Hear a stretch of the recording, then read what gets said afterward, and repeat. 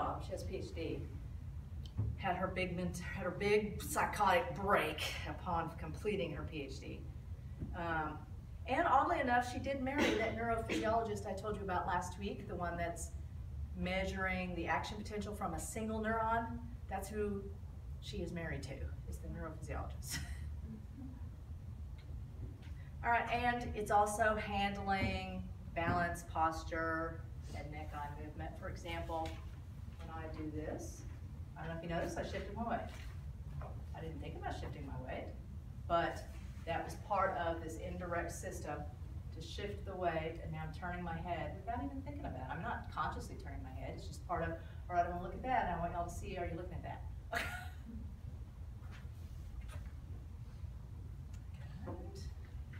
Then here are those tracks, exactly what it is they're doing, and then you've got this table in your book. All right, so where do these pathways decussate?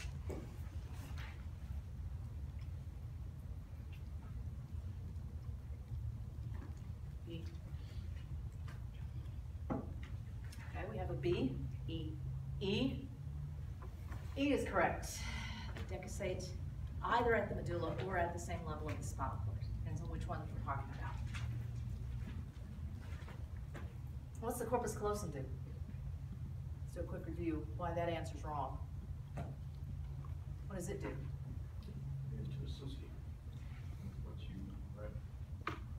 Well, that involves that traveling to the right hand, you're talking about. Does it divide the right and left? It connects the right and left.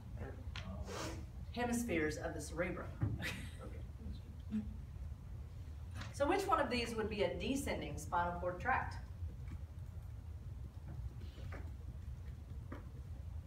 This would be a motor. A, that's right. How did you know? Because it ends in spinal.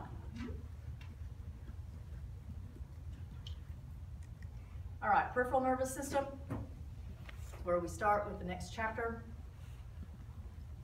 Cranial nerves, now they're going to be called nerves once we start the peripheral nervous system instead of tracts.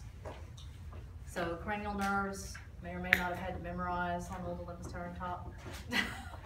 And then the whole, I can't quite remember this one. My brother says marriage bad business, my mind, or something like that, to help understand, are they mixed? Sensory motor. My brother, oh gosh, my brother says that. My brother says bad business, marry money, And big butts are better. Okay, big butt's better. Okay. So when we say mixed nerves, we do mean there are neurons that are motor and there's neurons that are sensory. Remember, neurons don't go, there's not a two-way path, so it's two separate kinds of neurons. And then the spinal nerves, already talked about, which we'll review on Thursday when we start chapter 9. And there are 31 pair. Yay, we are done with chapter 8.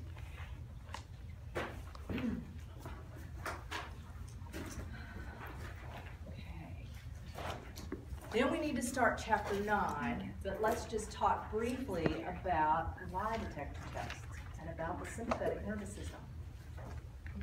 The sympathetic component of the autonomic nervous system is the energetic one. It's the one that's activated when you're afraid, when you're embarrassed, when you start exercising. So it's not just run from the bear, but it's also run, period. Then it's the sympathetic that's engaged. The sympathetic is engaged whenever you are afraid, embarrassed, angry.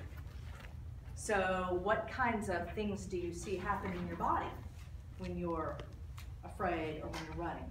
What kind of system, what kind of things are turned on? What happens? adrenaline. What does it do? Okay, heart rate increases. What else? Blood pressure increases. Breathing increases. Yes. What else?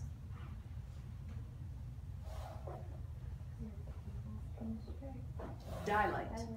Your pupils dilate because we need to let in more light so that we can assess danger and not trip over stuff when we run from the river. Okay?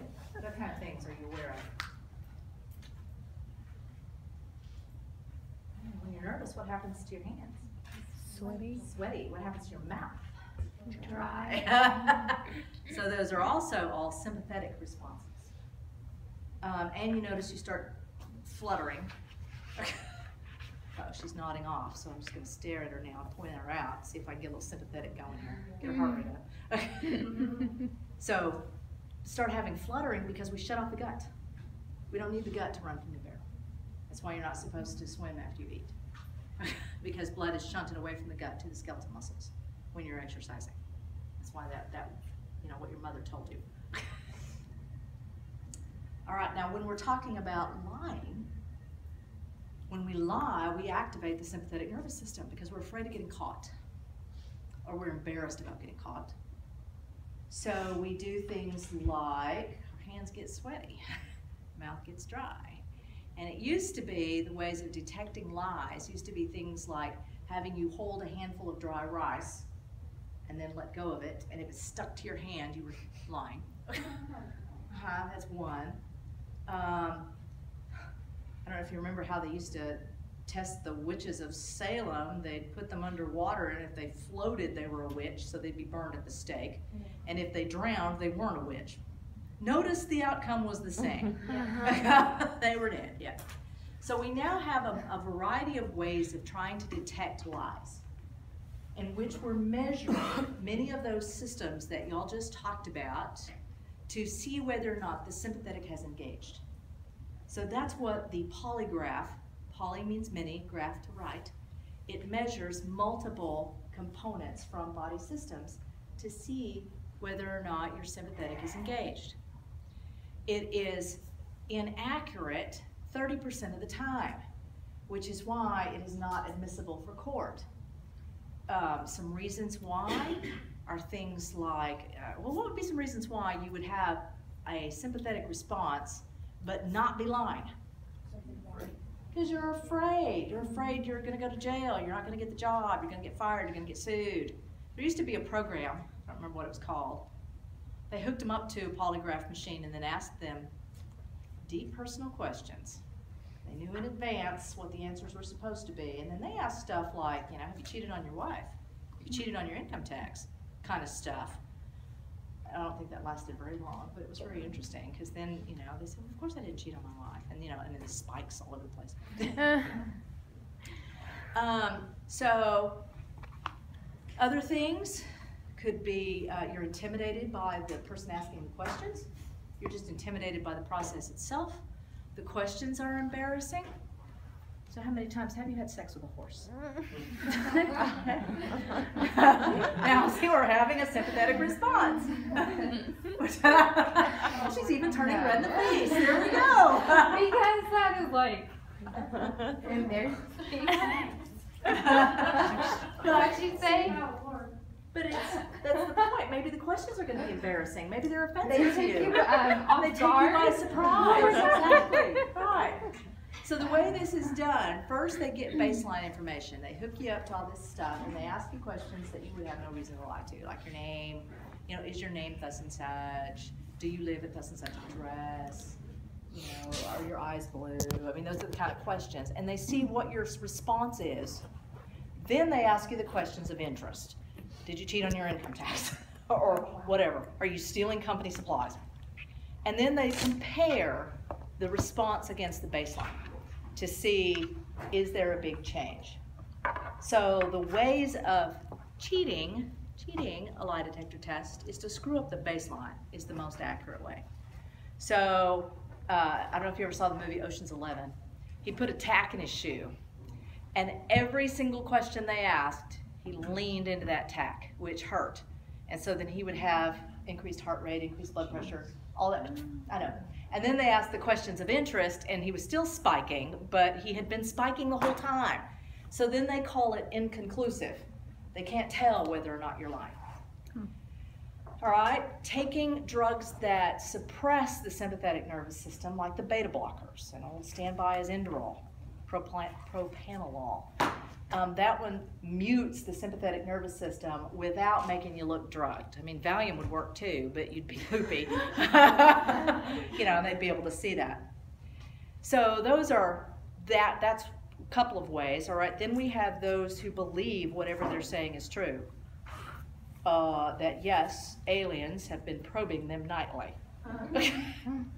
And then we have the psychotics, or the psychopaths, and are not necessarily psychotic. They can be in their right mind. Truth has no relevance. Truth, lie, that doesn't mean anything to them. And so they're not going to have a response. They're not going to have any showing of lying because lies don't have any meaning. You know, they don't care whether or not they're caught. Lies are irrelevant. All right, so the systems that are frequently done, has anyone ever had a polygraph? No one? Really? Usually there's somebody who had one pre-employment. Oh, you did? Yeah, military. Okay.